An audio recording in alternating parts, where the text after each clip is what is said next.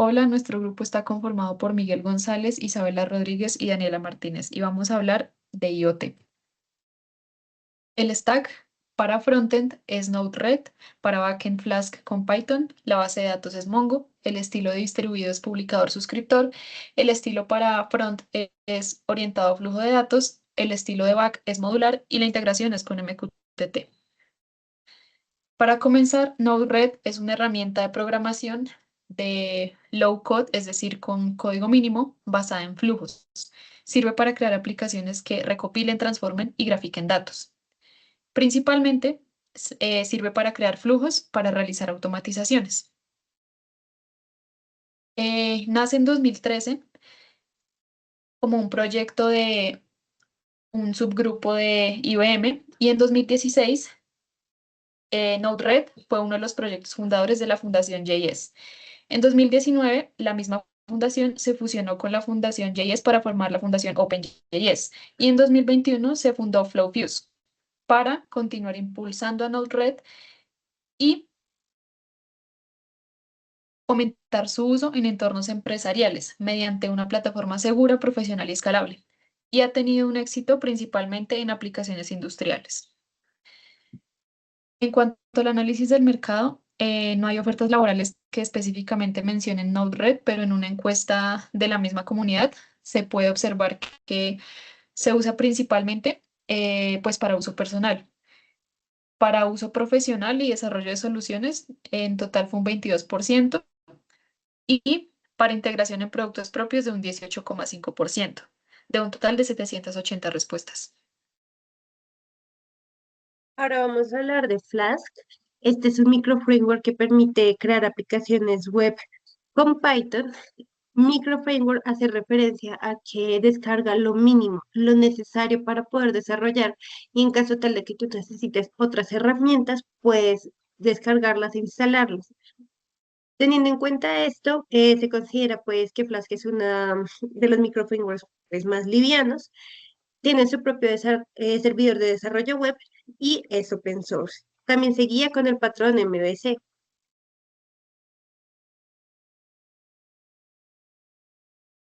Flask fue creado en el 2010 por el austriaco Armin Ronascher y lo hizo con el deseo de tener un framework con las herramientas mínimas o básicas que se necesita para poder desarrollar un aplicativo web. Por lo mismo, este tiene un motor de plantillas Jinja y una biblioteca de herramientas mínimas. Esa era la idea que él tenía con realizar este microframework. En el análisis de mercado encontramos que este tipo de estas profesiones, estas cuatro profesiones, buscan que tengas conocimientos en este framework, que sería el desarrollador de backend, desarrollador de API, desarrollador full stack e ingeniero de software. Los salarios para un desarrollador backend varían entre los 2 millones a 6 millones, depende también si eres junior, mid senior o senior. Lo mismo ocurre con desarrollador para API.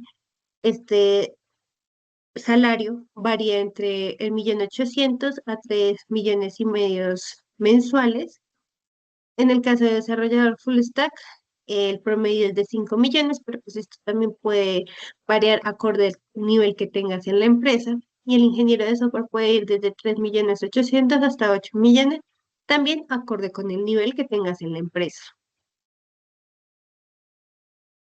Ahora seguimos con MongoDB, que pues es una base de datos de documentos en donde se maneja consulta e indexación avanzada, almacena documentos flexibles y utiliza un formato tipo JSON. Este ofrece formas excelentes para acceder a los datos, permite hacer consultas, indexación, agregación en tiempo real. Su núcleo es una base de datos distribuidas y es de uso gratuito. Y en las últimas versiones se ha publicado con licencias de SSPL.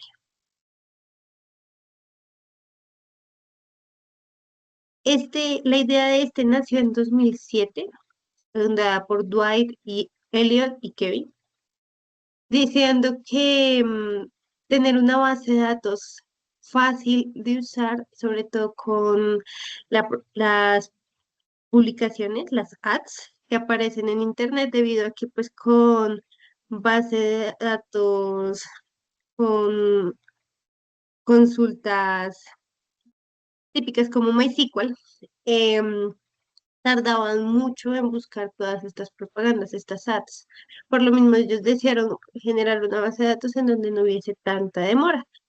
Gracias a esto, pues bueno, nace la idea en 2007 y en 2009 ya construyen la plataforma de desarrollo céntrico y sale al mercado.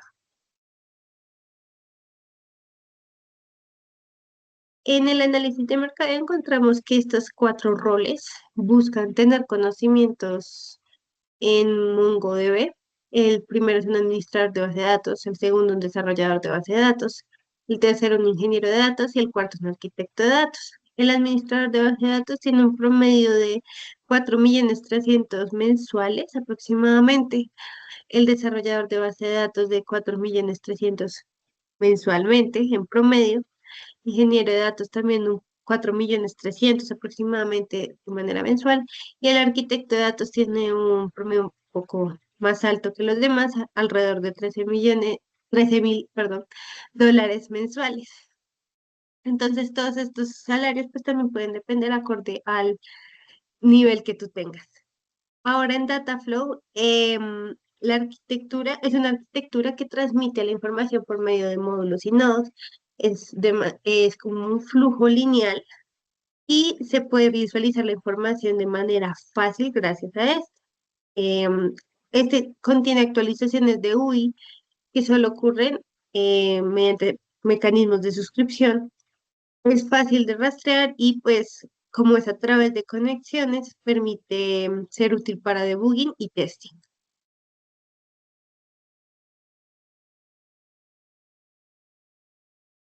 En la historia tenemos que entre el 2000 y el 2012 la mayoría de frameworks pues estaban usando el patrón MVC. Al crecer surgieron problemas de sincronización entre el modelo y la vista. Gracias a esto, en 2013 y 2014 nace Flux con React, usado por Facebook. En 2015, Redux simplifica Flux.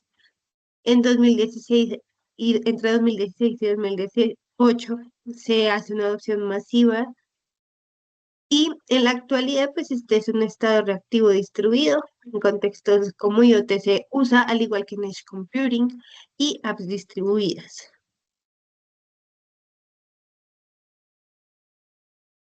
En el análisis de mercado encontramos que pues estos cuatro trabajos buscan tener conocimiento de esta tecnología que es el arquitecto de software, el arquitecto de soluciones, analista de negocio y desarrolladores con experiencia en sistemas distribuidos. El primero tiene un promedio de 7 millones aproximadamente mensuales, el arquitecto de soluciones de 2 a 10 millones mensuales, el analista de negocio 3.200.000 a 3.800.000 mensuales y los desarrolladores pueden ser entre 7 millones a 10 millones. Esto teniendo en cuenta que estos desarrolladores suelen tener niveles senior.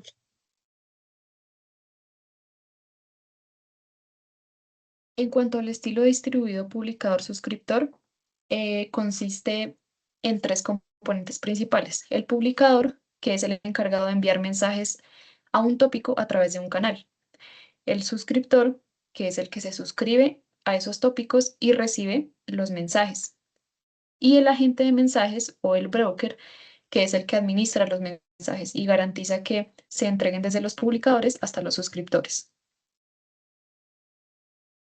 En 1977, TIBCO es el precursor del estilo. En los 80 surge el modelo Observer, que sirvió también como base para la consolidación de publicador-suscriptor. Más adelante, en 1999, lenguajes como Java incluyen soporte para publicador-suscriptor. En los años 2000, arquitecturas como SOA y ESB, orientadas a servicios y buses empresariales, comienzan a integrar publicador-suscriptor. Y en la actualidad, con el auge de los microservicios, surgen muchas más alternativas como AWS Event Bridge, Google Publicador Suscriptor y Azure Event Grid. En cuanto al análisis de mercado, principalmente hay dos roles, ingeniero IoT y Full Stack Engineer. El ingeniero IoT tiene un salario promedio de 5.270.000 y el ingeniero Full Stack Su salario varía entre los 4 a los 8 millones. Para la capa de integración utilizamos MQTT, el cual es un protocolo de mensajería que se utiliza para comunicar dos equipos o dos dispositivos. Utiliza principalmente el patrón de publicación-suscripción para que así se pueda desacoplar el remitente o el emisor del receptor. Entonces, funciona muy similar a publicador-suscriptor. Hay un publicador que se conecta a un broker, el cual recibe los mensajes de ese publicador y los envía al suscriptor, que se conecta también al mismo broker. Su historia pues surge en 1979. En IBM se inventa el protocolo de transporte de telemetría, que es como la primera noción de MQTT. Ya después en 2010 también IBM lanzó MQTT 3.1, ya como en su versión gratuita y abierta. En 2013, ese MQTT 3.1 se envía a Oasis para que esta organización se encargue de su mantenimiento. Y en 2019, la organización lanzó una nueva versión de MQTT más actual y hoy en día ya no se conoce como un acrónimo, sino que propiamente es un protocolo de comunicación. Para el análisis de mercado, principalmente hay tres roles en los que se utiliza este protocolo. eh, Ingeniero de sistemas embebidos, su salario promedio es de 5.270.000 pesos. Ingeniero Health Tech, su salario varía entre los 3.400.000 y los 7.600.000.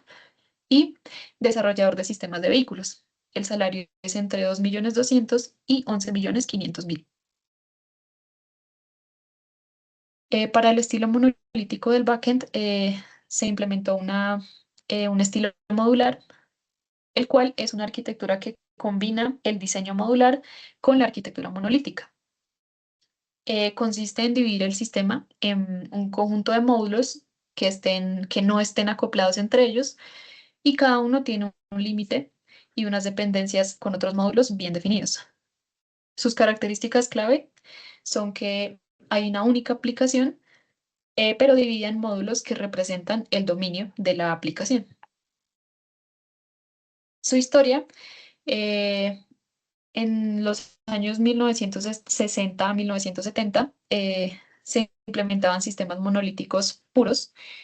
Ya en 1980 llega la programación estructurada y la modularidad básica. En 1990 se implementan monolitos modulares orientados a objetos. Eh, en 2010 a 2015 está el auge de los microservicios y actualmente se consolidó el monolito modular moderno. Los roles principales relacionados a este estilo son desarrollador full stack, salario promedio de 4.700.000, desarrollador backend entre 4.300.000 a 8.700.000 e ingeniero de datos, el salario es entre 4.200.000 y 9.200.000. Muchas gracias por su atención.